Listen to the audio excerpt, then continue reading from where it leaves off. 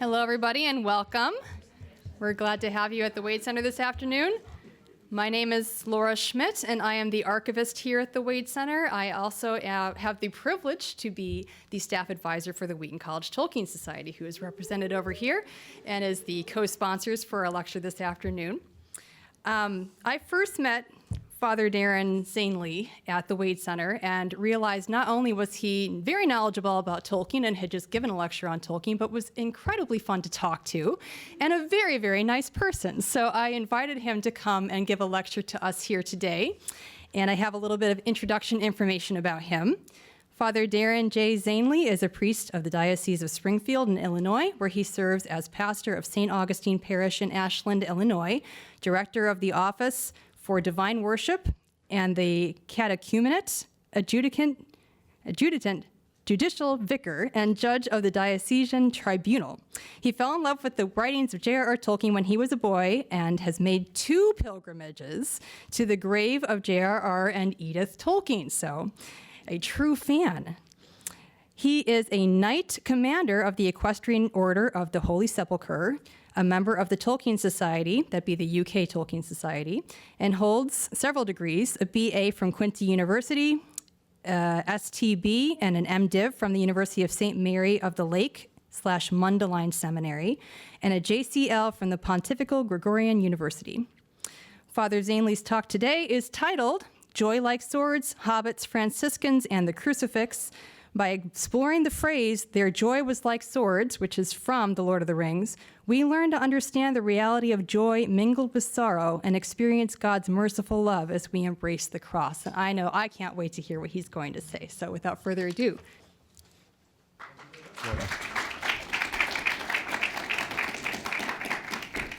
Thank you. I'd like to say that I first learned of the Wade Center while I was studying in Rome. Among the many things that pop up on Facebook, one day was a mention that Tolkien's writing desk was in Illinois. And I said, what? And so I investigated it, and shortly after I came back to the States, this was one of the first places I came to. I wanted to see the desk. So I'm very glad to be with you this evening. And I'd like to begin by stating that I'm no scholar of the writings or the life of J.R.R. Tolkien, nor do I speak any form of Elvish or Dwarvish. I have, however, read and reread many of the professor's works since, as Laura said, I was a boy, in particular The Hobbit, The Lord of the Rings, Leaf by Niggle on fairy stories, and many of his letters. I've even read the Silmarillion twice. And as Laura said, I've been to his grave twice. I hope to go back again. What is it that keeps me and so many others, so many of you, returning again and again to the writings of Professor Tolkien, particularly of his great legendarium of Middle-earth? I do so because, I should say, I'm not used to using PowerPoint. I don't really like it, but because I'm told I should, I have some slides. I'll try to put the slides up as I'm reading quotes, but I'll make no promises that I will. Thomas Howard puts it this way. He says, we find at work in that world such notions as majesty and mystery and purity and nobility and taboo and heroism and so forth, all of which we tend to attach to antiquity, and none of which we run across in modern fiction for the obvious reason that the modern novel concerns itself with the modern world, and the modern world has great difficulty taking those old notions seriously.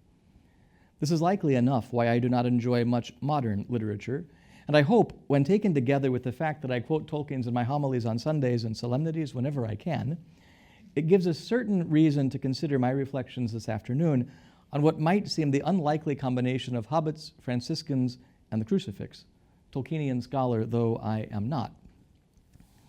Some 53 years ago, Tolkien wrote to Father David Kolb saying, "It is sad that Narnia and all that part of C.S. Lewis's work should remain outside the range of my sympathy, as much of my work was outside of his.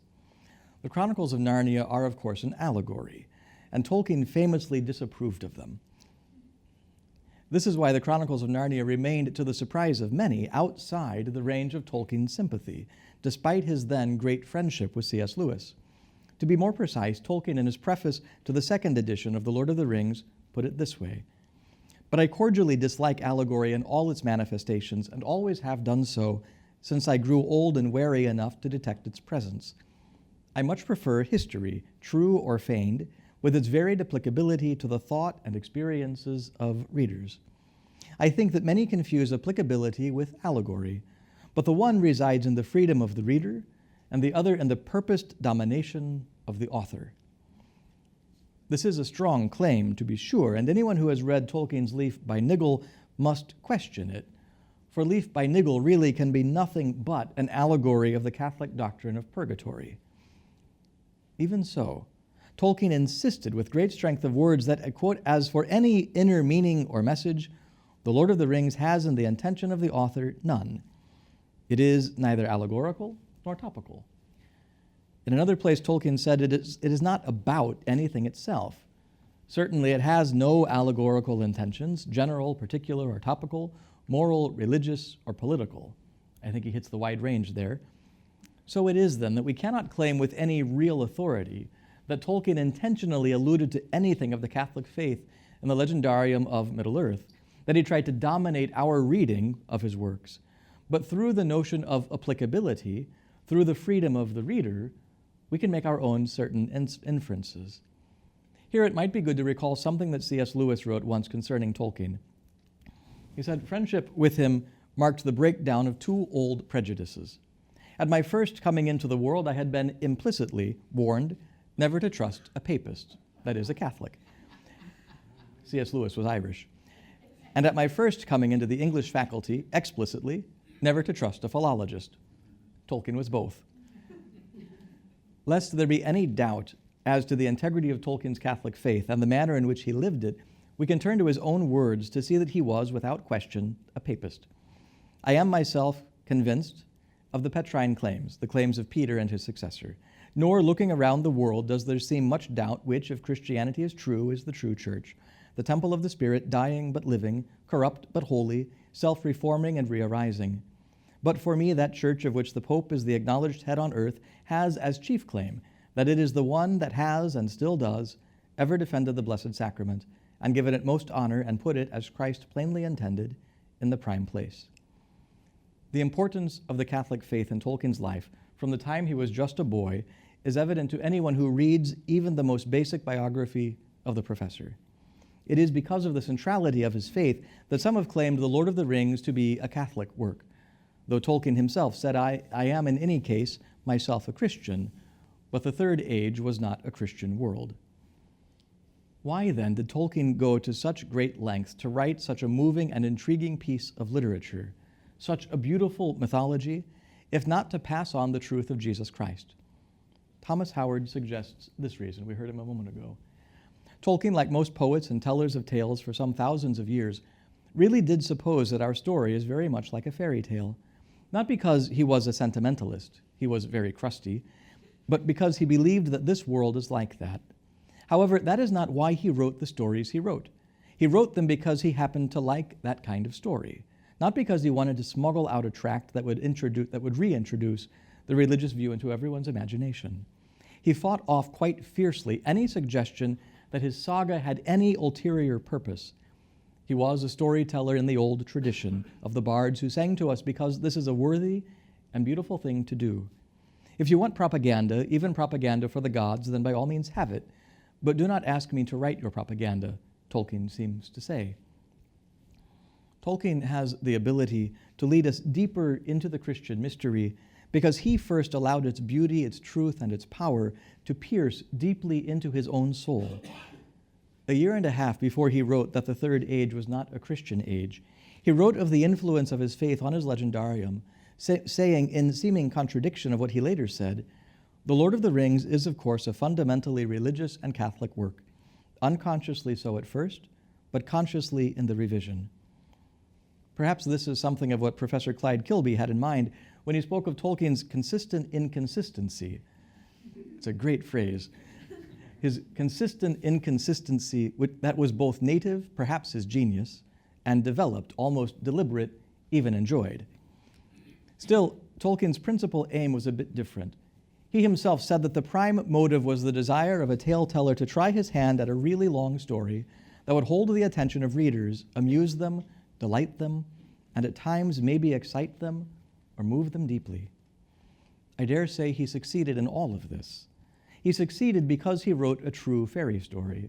Such stories, he said, were plainly not primarily concerned with possibility, but with desirability. if they awakened desire, satisfying it while whetting it unbearably, they succeeded. He awakened, or perhaps more accurately strengthened in me, as in others, the oldest and the deepest desire, the great desire, he called it, the escape from death. That Tolkien spent so many years exhausting himself in the writing of The Lord of the Rings simply to tell a long story does not seem really satisfactory as an answer.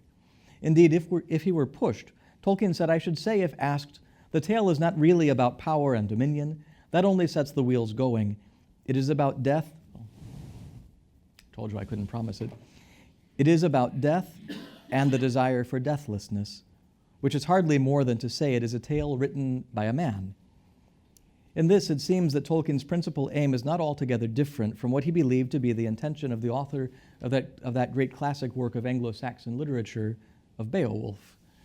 In his groundbreaking essay, The Monsters and the Critics, Professor Tolkien suggested that the author of Beowulf is still concerned primarily with man on earth, rehandling in a new perspective an ancient theme, that man, each man, and all men, and all their works shall die, a theme no Christian need despise. The unknown author, looking back on his pagan ancestors and admiring their heroism, asked the question, shall we or shall we not consign the heathen ancestors to perdition? Tolkien suggests he answered in the negative and showed forth the permanent value of the pietas, of the piety, which treasures the memory of man's struggles in the dark past. Man fallen and yet not saved, and not yet saved, disgraced, but not dethroned. Is this not something of what Tolkien attempts to do in his great legendarium? I think it is. Indeed, Tolkien said of the author of Beowulf, we have the great pagan on the threshold of the change of the world. The great, if lesser Christian, just overcome the threshold of the great change in his time and place, the backward view. And now he quotes, multa putans sortemque animo miseritas iniquiam, the Latin phrase coming from the Aeneid, translated, thinking many things and having pitied their unfair lot in his spirit. Tolkien says we have this formerly pagan author, now a Christian, standing there at the threshold of the new age, looking to the Christian future and questioning, what do we do with the pagan past?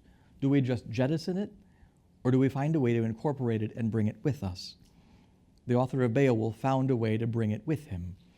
Writing under his experiences of the First and Second World Wars and of the experience of the death of his father and mother when he was young, Tolkien, too, must have looked out over the threshold of the great change of his own time and place, pondering both death and deathlessness, seeking the great desire, the escape from death.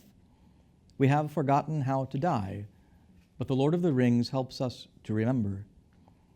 It is against this background that we now approach the topic of hobbits, for The Lord of the Rings is, of course, a book largely concerned with hobbits, with those diminutive humanoids who love peace and quiet and good-tilled earth.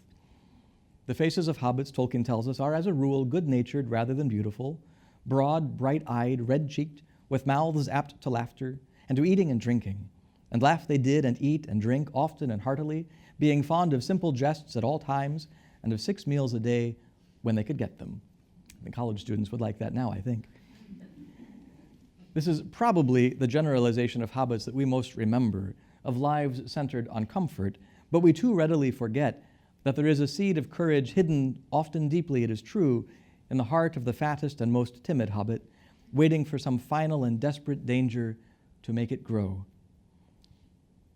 This, I would argue, is what is most important about the character of hobbits, as we see throughout the saga of the Ring of Power. This is why I think Tolkien encouraged his son to keep up your hobbitry in heart and think that all stories feel like that when you are in them. You are indeed in a very great story, he said. His son, in fact, was in the midst of the Second World War, a very great story indeed. Each one of us, if we think about ourselves and our lives, is in such a same story. Though ours may not always seem such an important one, we have all likely been at one time or another in a situation unlooked for, in which we might have said with Samwise Gamgee, and we shouldn't be here at all if we'd known more about it before we started. But I suppose it's often that way, the brave things in the old tales and songs, Mr. Frodo, adventures, as I used to call them. I used to think that they were things the wonderful folk of the stories went out and looked for, because they wanted them, because they were exciting and life was a bit dull, a kind of sport, as you might say. But that's not the way of it with the tales that really mattered, or the ones that stay with the mind. Folk seem to have just been landed in them, usually. Their paths were laid that way, as you put it. But I expect they had lots of chances, like us, of turning back. Only they didn't. Christopher Tolkien found himself involved in the story of the struggle against the power of Adolf Hitler and the Nazis. Frodo and Sam found themselves involved in the story of the struggle against the power of Sauron and the forces of Mordor. And you and I, we find ourselves in the story of the struggle against Satan and the power of sin and death. Professor Peter Kreeft expresses the story in which we find ourselves perhaps a bit more clearly when he says, "Of all physical evils, death is the worst, the final one, the sum of them all, the loss of all earthly goods. Yet it is also the best thing for us, if it is the door to heaven. Death is nature's trump card. Until death is conquered, nature is not conquered. And that is the point we have reached now. We are on the brink of the last frontier, our crack of doom. Will we turn back, or will we keep up our hobbitry in heart and wait for that seed of courage to grow in the midst of some final and desperate danger?" Toward the end of The Lord of the Rings, Tolkien includes a scene where many of those involved with the great tale, all of whom have suffered many and great losses and known much pain, are remembering all that they endured, together with their unexpected victory even against all hope. Tolkien relates for us that the minstrel of Gondor steps forward and says, is that the right one? Yes. "I will sing to you of Frodo of the Nine Fingers and the Ring of Doom," after which we read these lines. "And when Sam heard the tale of the Ring of Doom, he laughed aloud for sheer delight, and he stood up and cried, 'Oh, great glory and splendor, and all my wishes have come true.' And he wept. And all the host laughed and wept. And in the midst of their merriment and tears, the clear voice of the minstrel rose like silver and gold, and all the men were hushed. And he sang to them, now in the elven tongue, now in the speech of the West, until their hearts, wounded with sweet words, overflowed, and their joy was like swords, and they passed in thought out to regions where pain and delight flow together, and tears are the very wine of blessedness." When I first read those words many years ago, I knew I had stumbled upon something of great profundity. Their hearts, wounded with sweet words, overflowed, and their joy was like swords, and they passed in thought out to regions where pain and delight flow together, and tears are the very wine of blessedness. For years I treasured these words and would read them often, though without quite understanding what Tolkien meant by them. It was and remains, as Professor Dimitra Fimi recently commented, sorrow mixed with joy, tears alongside laughter, sweetness that can wound, a series of paradoxes that ought not to be together, but which seem to belong quite naturally together in the text. This textual cohesion reinforced for me the truth behind the words, even if I could not say why. Tolkien had hoped to move and excite me deeply, and he certainly did with these very lines, but it was not until I read Thomas of Celano's first life of St. Francis of Assisi that I understood what the professor meant. As he relates the Seraphic Father's experience on Mount Laverna, just before he received the stigmata, the 5 wounds of the Lord on his body, Thomas of Celano tells us that Francis was inflamed with joy by the loving sweetness of the seraph's glance. He was praying on the mountain on the feast of the Exaltation of the Holy Cross on September the 14th, and he saw a vision of a man or an angel, the stories of it vary, affixed to a cross with 6 wings that were on fire, usually the vision of a seraph in the scriptures. He said he was inflamed with joy by the loving sweetness of the seraph's glance, which was immeasurably beautiful, yet he was terrified by the consideration of that cross to which he was nailed and the bitterness of his passion. He got up feeling sad yet happy at the same time, if this is what we can call it, and joy and sorrow were intermingled in him.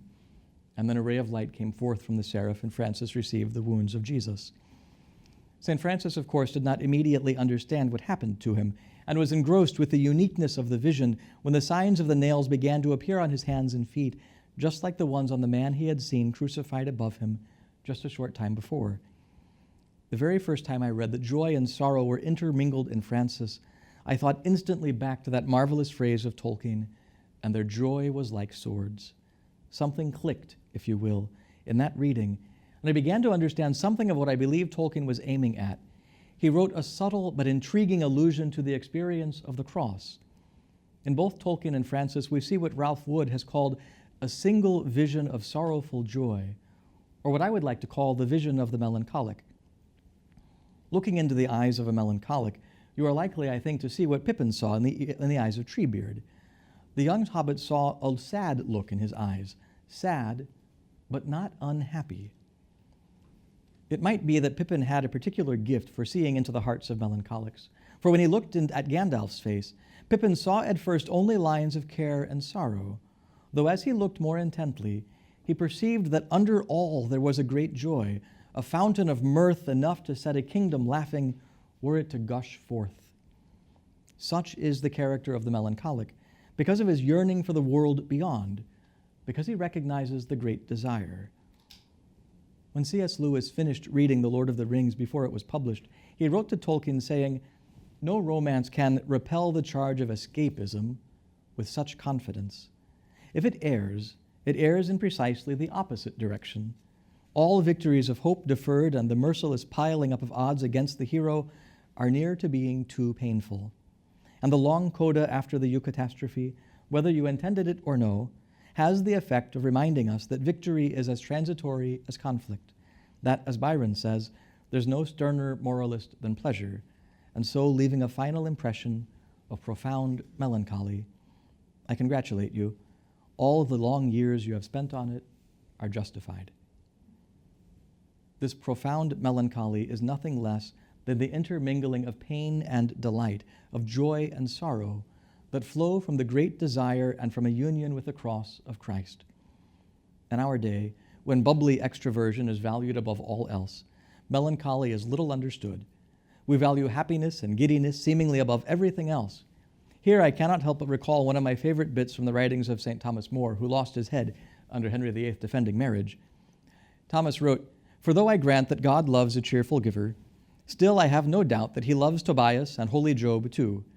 Now it is true that both of them bore their calamities bravely and patiently, but neither of them, so far as I know, was exactly jumping with joy or clapping his hands out of happiness." Thomas also once said, "One cannot get to heaven on a feather bed." Because we would often rather jump for joy and clap our hands out of happiness, we shy away from whatever makes us sad, from whatever makes us consider the memory of our struggles in the dark past. But Tolkien did not. Rather, he confronted the sadness and even explored it, and thus discovered eucatastrophe. Melancholy, which Victor Hugo described as the pleasure of being sad, lies at the heart of eucatastrophe. Today, melancholy is often assumed as sadness itself, even a depression, but at its heart, this is not so. Elsewise, Aristotle could not have said, "Melancholy men are of all others the most witty." There is then in a melancholic a certain intermingling of joy and sorrow, a perspective of sorrowful joy, because the melancholic looks at life from the serious side. At the core of his heart, there is always a certain sadness, a weeping of the heart, not because the melancholic is sick or morbid, as many claim, but because he is permeated with a certain strong longing for an ultimate good, for God, and for eternity, and feels continually hampered by earthly and temporal affairs and impeded in his cravings. The melancholic is a stranger here below and feels homesick for God and eternity. It is, as St. Paul wrote, "I am caught between the two. I long to depart this life and be with Christ, for that is far better. Yet that I remain in the flesh is more necessary for your benefit." The melancholic then possesses the great desire, the escape from death, and knows something of the experience of Sam in the land of shadow. Far above the Ephel-Duath, in the west, the night sky was still dim and pale. There, peeping among the cloud rack above a dark tor high up in the mountains, Sam saw a white star twinkle for a while. The beauty of it smote his heart. As he looked up out of the forsaken land, and hope returned to him. For like a shaft, clear and cold, the thought pierced him that in the end the shadow was only a small and passing thing. There was light and high beauty forever beyond its reach. His song in the tower had been defiance rather than hope, for then he was thinking of himself, now for a moment his own fate, and even his masters ceased to trouble him. He crawled back into the brambles and laid himself by Frodo's side, and putting away all fear, he cast himself into a deep, untroubled sleep. The melancholic would say to others what Gandalf the White said to the hobbits at the Grey Havens, "I will not say, do not weep, for not all tears are evil." A sorrowful joy is comfortable to the melancholic because he knows that love is strong as death, and that in the end, his great desire will be satisfied. Linguists, we're told, credit William Shakespeare with adding some 1,700 words to the English language. And whether he did so or not is a matter for another day and for other people, but we know that Tolkien added at least one word to the English language, the word eucatastrophe, by placing a Greek prefix onto a word we already had from Greek. We all know what a catastrophe is, that's simple enough, but a eucatastrophe. The Greek prefix eu, of course, means good. We think of euphoric, a very good feeling.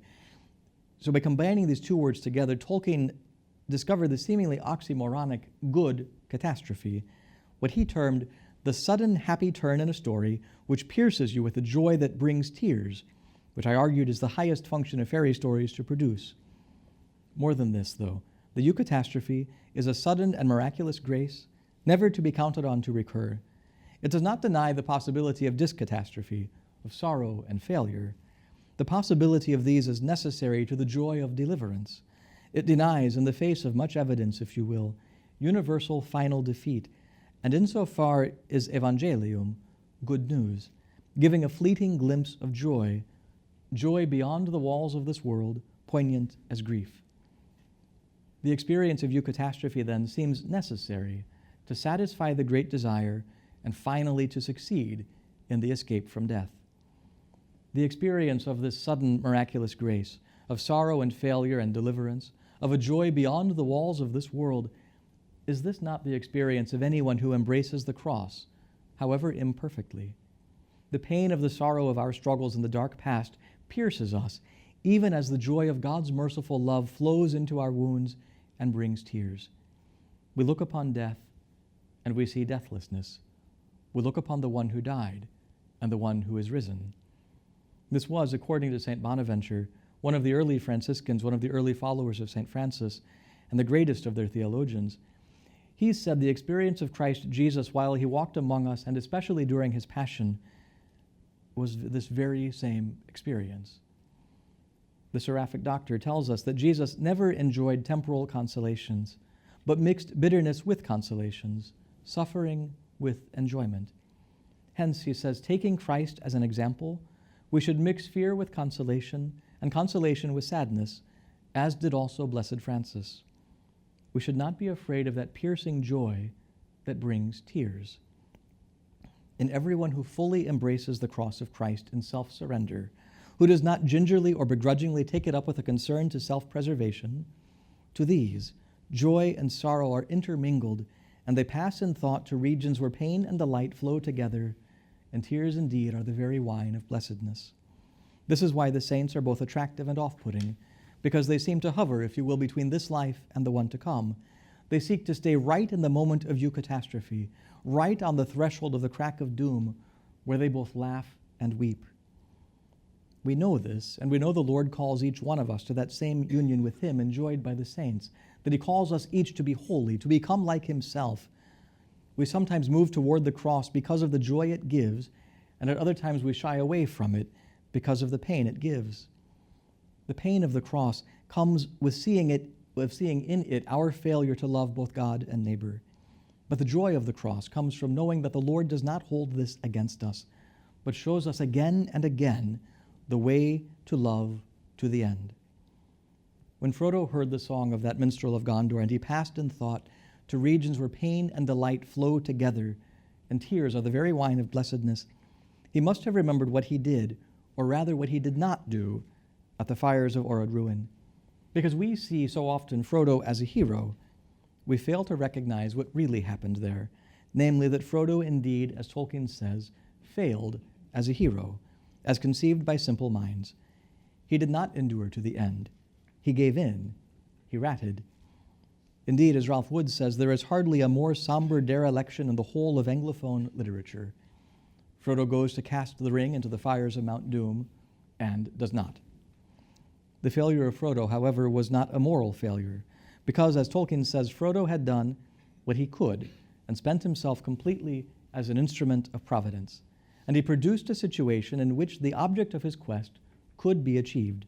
His humility, with which he began, and his sufferings were justly rewarded by the highest honor, and his exercise of patience and mercy towards Gollum gained him mercy. His failure was redressed. At the end of all things, Frodo was overcome by the full power of the ring, a power impossible for him to resist, and yet still all was not lost. This is why, when we find ourselves at the crack of doom, Tolkien gives us this advice. To ourselves, we must present the absolute ideal without compromise, for we do not know for we do not know our own limits of natural strength plus grace, and if we do not aim at the highest, we shall certainly fall short of the utmost that we could achieve. To others, in any case, of which we know enough to make a judgment, we must apply a scale tempered by mercy. That is, since we can with good will do this without the bias inevitable in judgments of ourselves, we must estimate the limits of another's strength and weigh this against the force of particular circumstances. When we stand, as it were, at the threshold of the escape from death, which is only attained through our own death, we cannot attain our great desire on our own, just as Frodo could not save Middle-earth on his own, but only with the grace of God. With that sudden and miraculous grace, only through the gift of his mercy can we attain deathlessness. But if we are to pass over that threshold, if we are to do all in our power and spend ourselves completely out of love for Jesus, we should frequently meditate on the image of his passion and take up our cross each day. This is, in a certain sense, what Frodo did. This is what St. Francis did. This is what we should do as well. We know this, of course, but still we sometimes find ourselves hesitating, inching, or even running away from the cross. St. Bonaventure gives us a prayer to make as our own in these times. Tell me, I pray, my beloved Lord, tell me, since once one drop of your most sacred blood would have sufficed to redeem the whole world, why did you suffer so much blood to flow from your body? I know, Lord, I really know. You did this for no other reason than to show me how much you love me. The realization of this love is a eucatastrophic moment, and once this recognition is kept securely in our hearts, then joy and sorrow will also be intermingled in us. We can laugh and weep, and our joy too will be like swords piercing us and piercing others with the joy of God's love. The eucatastrophic moment in this life is, if you will, a foretaste of the encounter with Christ in the life to come. In his encyclical Spe Salvi, a letter written to be circulated around the world, Spe Salvi is the Latin for saved by hope, Pope Benedict XVI spoke of this encounter with the risen Christ, with the Lord and Judge of all, as a purgatorial moment, as a purifying moment, indeed as purgatory itself. He said this encounter with him, as it burns us, transforms us and frees us, allowing us to become truly ourselves. All that we build during our lives can prove to be mere straw, pure bluster, and it collapses. There's a reference to St. Paul in the letter to the Corinthians. Yet in the pain of this encounter, when the impurity and sickness of our lives becomes evident to us, there lies salvation. His gaze, Jesus' gaze, the touch of his heart, heals us through an undeniably painful transformation as through fire.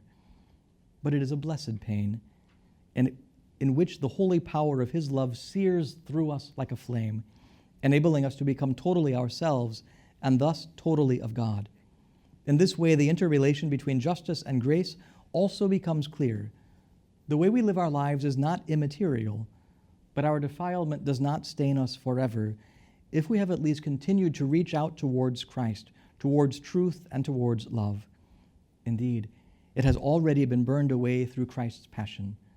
At the moment of judgment, we experience and we absorb the overwhelming power of his love over all the evil in the world and in ourselves.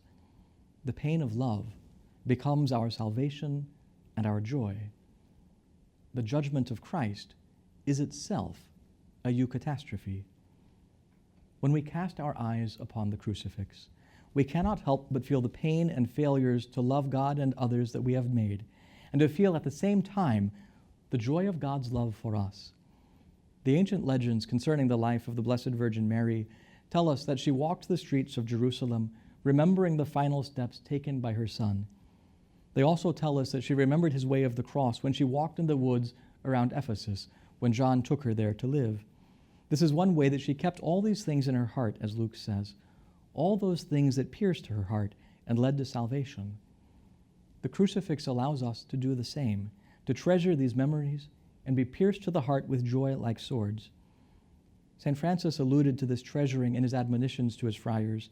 He wrote, "Blessed is that servant who stores up in heaven the good things which the Lord has revealed to him, and does not desire to reveal them to others in the hope of profiting thereby. For the Most High himself will manifest his deeds to whomever he wishes. Blessed is the servant who keeps the secret of the Lord in his heart." We can rightly say then that St. Francis followed the example of Mary. But what of Frodo? Many people are quick to say that Frodo is a Christ-like figure. But I think Ralph Wood is closer to it when he says Frodo is no piccolo Cristo, in Italian, no little Christ.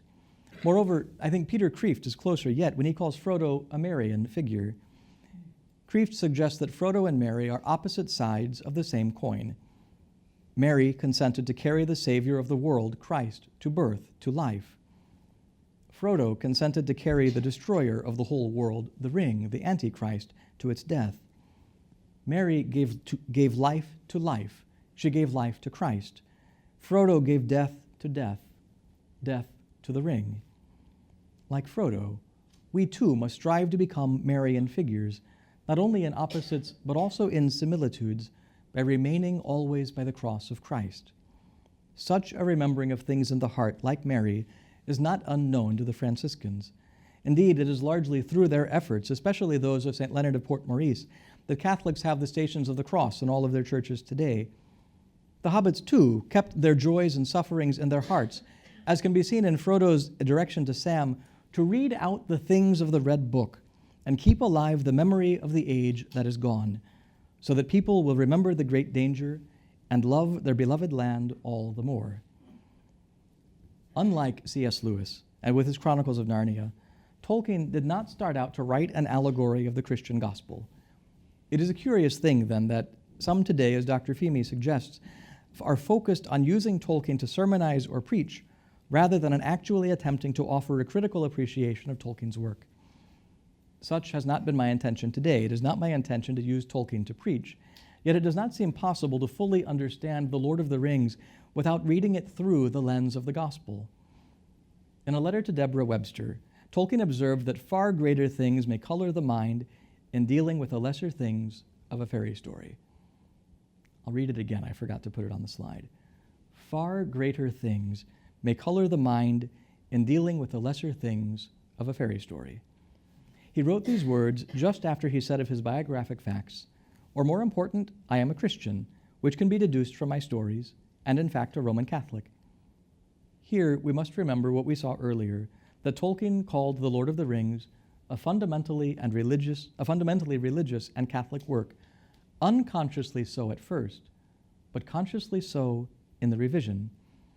This then is not a matter of what Kilby called his constant inconsistency, but rather an instance of far greater things coloring the sub-creator's mind as he put pen and pencil to paper.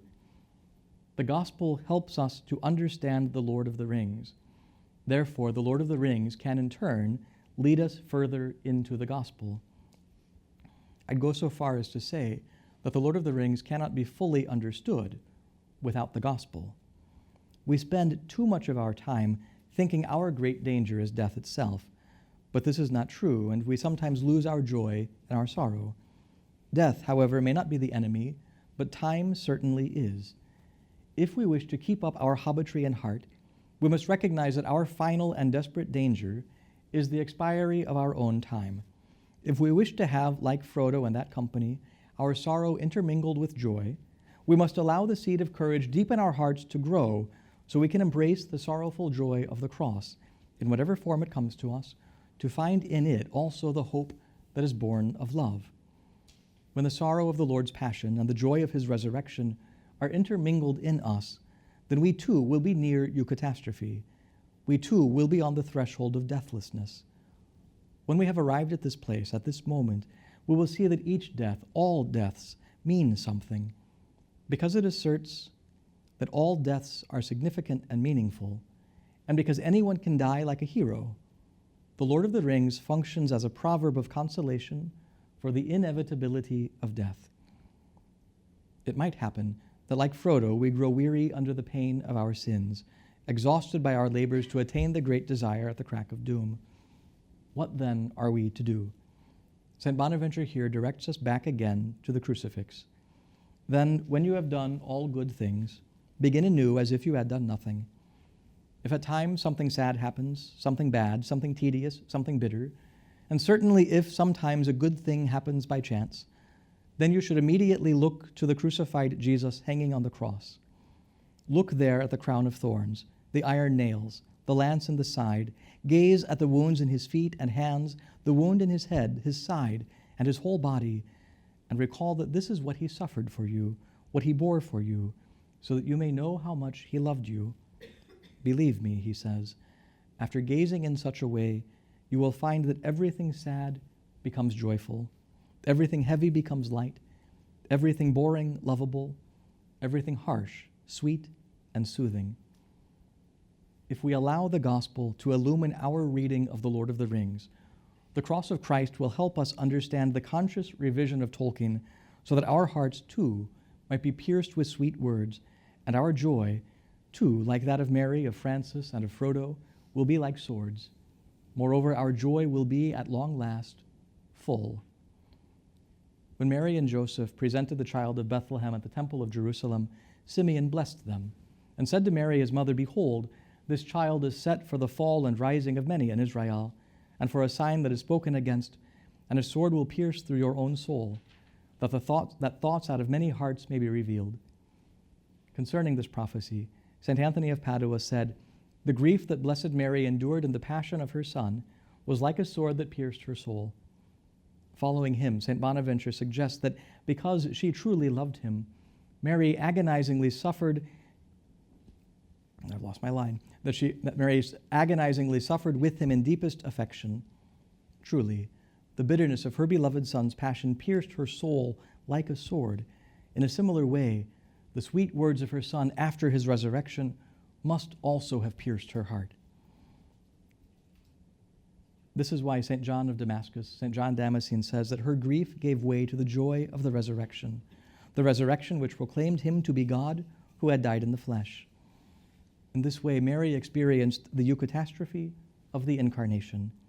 She was indeed pierced with a joy beyond the walls of the world, poignant as grief.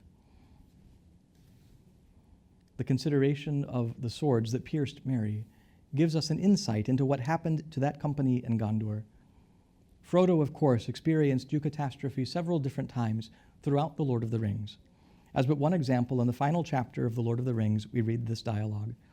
But, said Sam, and tears started in his eyes, I thought you were going to enjoy the Shire, too, for years and years, after all you have done.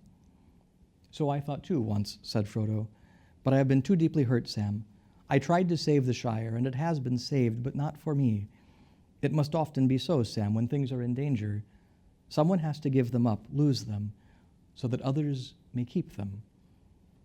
As Frodo prepared to lose the Shire, he was pierced again with sorrow as he remembered all he endured in the saga of the Ring and of the friends he would leave behind. Yet as he sailed away from the Grey Havens, on a night of rain, Frodo smelled a sweet fragrance on the air and heard the sound of singing that came over the water. And then it seemed to him that as in his dream in the house of Bombadil, the grey rain curtain turned all to silver glass and was rolled back, and he beheld white shores, and beyond them a far green country under a swift sunrise. Upon those waters, Frodo's sorrow at leaving the Shire became intermingled with the joy elicited by the quiet beauty of the blessed realm.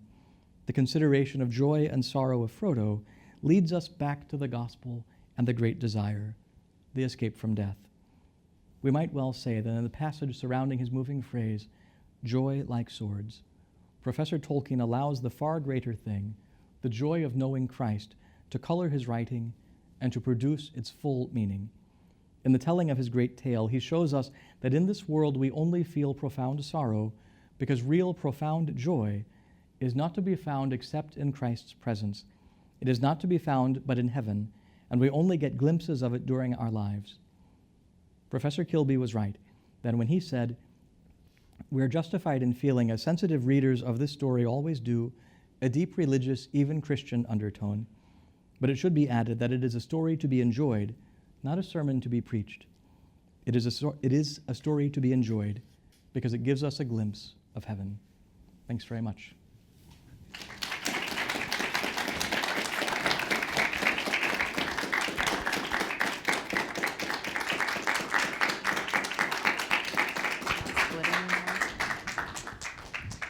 Thank you so much for those wonderful words, and I'm just reminded that's a great reflection as we prepare to go into Lent within the next few weeks too, so thank you very much for that. We did want to open up a question and answer time. If you do have to leave, you're welcome to head out, but if there's any questions, I'm happy to take the mic to you because we are recording this. We'd like to have you speak your question into the microphone. Does anybody want to start us off?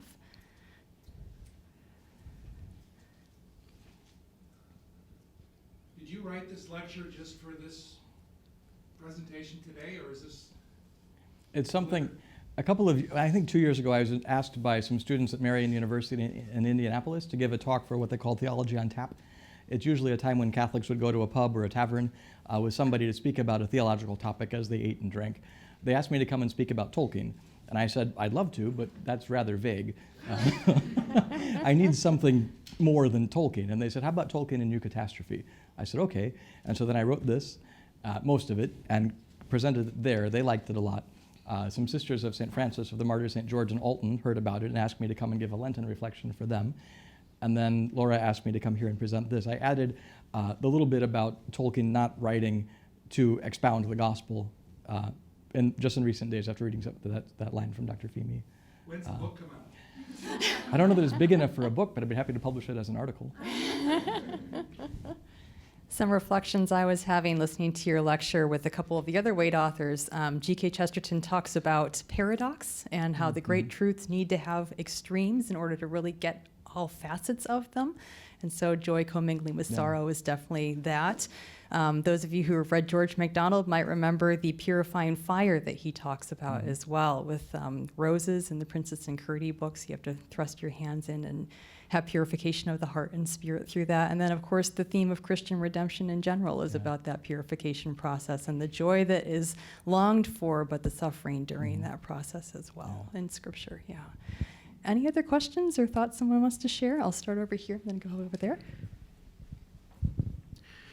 Last night, my wife and I watched Scorsese's Silence, and we're reflecting on the downer that the catastrophe of the intentional extinguishing of all the Roman Catholic Christians, all Christians in Japan in that period of Japanese history, has yet to.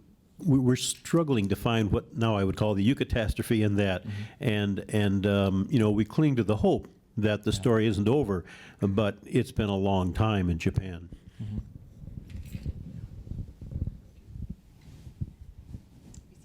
I have not seen the film. It's a sad thing. I don't see very many movies, maybe twice a year, maybe, and I see them only if they're going to live up to the standards of The Lord of the Rings in terms of cinematography. I don't get out much. Let's see if I can get the reference right. It's in Lewis when he's talking about the fact that spiritual realities are more complicated than physical realities. And it quotes, I think it's Ben Jonson, saying he heard some wind music and it made him so sick that he determined to go home and learn it. And that's sort of the joy like a sword. Yeah, who would want a sword? And the physical level. But the spiritual level is more complicated than that. Yeah, it's all the beauty of the cross that attracts us and yet puts us off at the same time. I wanted to speak to the silence question briefly. Have you also read the book or just seen the movie? I would encourage you to read the book because there's some inner dialogue that the narrator has. And the thing that strikes me, it goes with one of your quotes from, I think it was Bonaventure.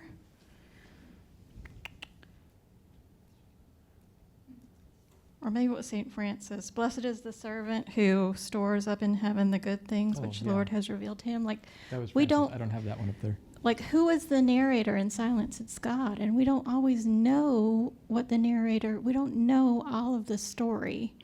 And we live in the hope that there is those parts of the story that are being woven together that we don't see. So I think we get glimpses of that inner dialogue in the book that we don't necessarily get in the movie.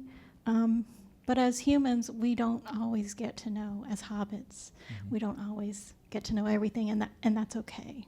Yeah. I could add to that, there was a line from Tertullian in North Africa in the first century that he said, the blood of the martyrs is the seed of faith. That wherever the Roman Empire, anyone else has tried to squash Christianity by persecution, it's only thrived and flourished all the more. We often, I'm not really sure when this happened, but it must have happened early. We find in St. Peter's letter, the first one, that he talks about the sufferings that we endure and the persecutions that come and the fire that comes. And he says, if it was this way with Christ, why should it be any different for us? We so often want to follow Jesus, but we only want to follow Jesus when he was happy. But of course he doesn't tell us that. He says, follow me. Even when he predicts the Passion, and Peter tells him, no, not you, Lord, don't go, don't do that. And in our translations, often it says Jesus turns and rebukes him and says, get behind me, Satan. In Greek, it's the same phrase is said at the beginning, follow me. To get behind somebody is to follow them, really. But we don't want to follow Jesus all the way to Jerusalem. We just want to follow him from Jerusalem.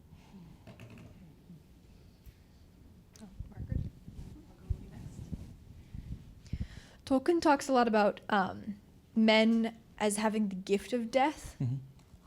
And that seems like a kind of a strange thing I hadn't thought about a lot before. And you were talking about man's desire for deathlessness. And I wondered, just if you thought a lot, you must have thought a lot about the way that Tolkien deals with this contradiction of like death being a gift, but man not wanting it. Sure. It comes in more so in the Silmarillion than it does in The Lord of the Rings. But he begins as the elves would refer to the death of men as the gift of God to men, the gift of Iluvatar. And so the elves saw it as a gift, and the men began to see it not as the gift of God, but as the doom of death.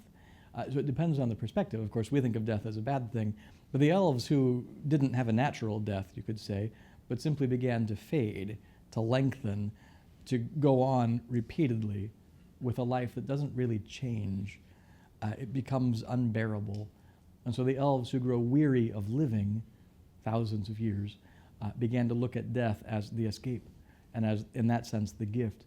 We even find in the writings of St. Ambrose, the great teacher of St. Augustine, and the homily for the death of his brother Satyrus, he talked about this very notion that to keep living this life as it is, while on the first glance, it might seem a good thing. We don't want to die, of course, but we also don't want to keep on serially living, to just keep going on and on and on and on. That after a certain moment, this life as we know it begins to become too much tediousness, too much boredom, too much pain, too much loss, too much suffering. And that then he says, too, that death then, while it's not what God intended, it becomes then a great blessing, because it's in that death that we become united with God as it was meant to be in the beginning. But after the fall, life without end, the serial longevity, is too much for us to bear. So in that sense, it is a great gift. The trouble is, I don't have an exact idea of when it happened. We know in the Middle Ages there was always talk of the art of dying well. Even into the Renaissance, there was the dance macabre, the dance of death. The notion that death comes for us all. There was even the notion of memento mori. We know that in the ancient Roman Empire, when the emperor was returning after a great victory, riding through the Arch of Triumph with his soldiers and the spoils and the slaves and all the trappings of war, that he had a slave in his chariot who kept whispering to him, memento mori, memento mori, memento mori. Remember death, that you too will die, and that none of this is really for you. The Christians for a long time remembered death. All through the Middle Ages, the great saints are always pictured with a skull, either in their hands or at their feet, remembering that they too will die. Because if we keep in mind death, it begins not to become morbid, except in the modern age when we're a little strange, but to remember death refocuses us. And it reminds us that I might be dead in an hour. And if we lived with the recognition that I might not be alive tomorrow, what does it mean for how I live right now? That's what Christians for centuries had done. And so Ambrose could see death as a good. But we get so caught up in living right now and sucking up whatever bit of life we can now without a thought to tomorrow. We get so caught up in the fact that death is frightening because I think on one hand we don't understand what life is, and we don't know who it is that calls us beyond the grave. We don't read enough of the Gospels. We read bits and pieces of them, but we don't read all of them. And if we started to do that and to recognize that man is by nature mortal, that death would then become a gift again. I think Tolkien had it right. His experiences of death throughout his life, early on especially, really colored that vision. I think so many of us have lived without death as part of a natural aspect of life. We send people off to nursing homes and hospitals to die. We make them all beautiful in the funeral home to look like they're just asleep. Even children aren't brought to funeral homes or funerals until they're in their teenage years now, sometimes even later than that. The number of young people who have not been to a funeral yet baffles me and astounds me. I'm like, what are we doing? We're trying to pretend death won't come, and then we become all the more mentally unstable at the same time, and we wonder what's wrong. That's what's wrong. If we kept in mind that death will come, we'd have a recognition of who we really are, and that can then put things back in its proper place. I don't know if that helps with the question. I think I hear some implied criticisms or questions about current strands of Christianity. Could you comment on some of that? They're always around. I would have the same. I would say it even about Catholics today. Very few of us live with the knowledge of death. Christianity, at least in the United States, I can't really speak for it across the world. We've become to equate Christianity with a particular political package, if you will. And Christianity is not political. It wasn't in its beginning anyway. It has things to say to politics, yes, and it says you can do this and you can't do this. But it doesn't mean that you put Christianity aside to vote for this person. We've done a lot of that. We've watered down the faith. We've forgotten the joy of the cross. We've forgotten the suffering that Christianity requires. We're trying to make Christianity all about prosperity, trying to say that if you follow Jesus, life is going to be happy and rosy, and that's not what Jesus says. He says, come after me, take up my cross. You're going to get this and persecutions to come, with 100-fold of everything else, with persecutions. The brother of the Pope, Georg Ratzinger, once said, life can't be all peace, joy, and pancakes. And apparently in Germany, pancakes are more like cupcakes for us. And I think that's what we want Christianity to be. But that's not what Christianity is. Without the cross, Christianity doesn't exist. Without an embrace of suffering, Christianity doesn't exist. Without the realization that I'm a sinner, Christianity doesn't exist. It's not enough to say, I'm a good person, that's all Jesus wants of me. That's not what he says. And that will be found in every strand of Christianity. I think we have time for one last one, so I'll go to the gentleman in the back there. Now you've made me conflicted because I had two. So both the Beatles and Led Zeppelin wanted to make Lord of the Rings. Okay. And part of me is glad that they didn't, but it kind of goes to show the wide appeal of the work. Yeah. That is beyond, just religious circles. And your mentioning of Lewis and the walk with Dyson and Tolkien and the whole convincing of Lewis about the true myth. Yeah. I'm wondering, do you believe that that's the greatness of this work, that it has prepared the soil of the soul to receive the eucatastrophe of the cross in general conversations? And I wonder personally, have you had conversations with others through Tolkien to the cross? To the second question, probably, but I don't know that. People aren't always, especially today, we're not always, we're hesitant to talk about our faith on an intimate level, to talk about what really is happening within our hearts and minds. I've spent a lot of time talking with people about the cross and about suffering and what the Lord of the Rings can teach us about that. Whether that's brought anyone back to faith or to faith, I can't say. To the first question, I think yes. I mean, Tolkien says that his story is a story written by a man, which is to say it's about death and deathlessness. So it has that wide appeal because it's written from the experience of each one of us, whether we acknowledge that experience or not. The modern man has not largely acknowledged that. which I think is why it has such a wide appeal, because it speaks to the subconscious longing of the heart. It speaks to us as we really are. And in that way, it does prepare the heart for the Evangelion and for the Eucatastrophe. So second question, maybe. First question, yes. Thank you. Yeah. And I think if we can do one more. The lady in the back had her hand up. Sure. Over here. Yeah. Could you illustrate your vision of heaven? My vision of heaven? Can you illustrate your vision of heaven? That was the question. So, at least in Catholic circles, we speak of heaven as the beatific vision, of the blessed vision, the happy vision. And the blessed vision, the beatific vision, is to look upon the face of God. That, I think, is heaven. If we, so we look at John chapter 20, the account of the empty tomb. The tomb, of course, was not empty. There were cloths inside of it, one of which was the burial shroud, and one of which was the cloth that covered his face, not with the burial cloth, but rolled up in a separate place. That cloth today is in Montepello, in the Abruzzi Mountains in the east of Italy. It's woven out of byssus, a sea silk made from the silk of mollusks. Only one woman in the world today knows how to make this. It was called sea silk in the ancient world. Probably the golden fleece was this. It's the silk drawn from the waters.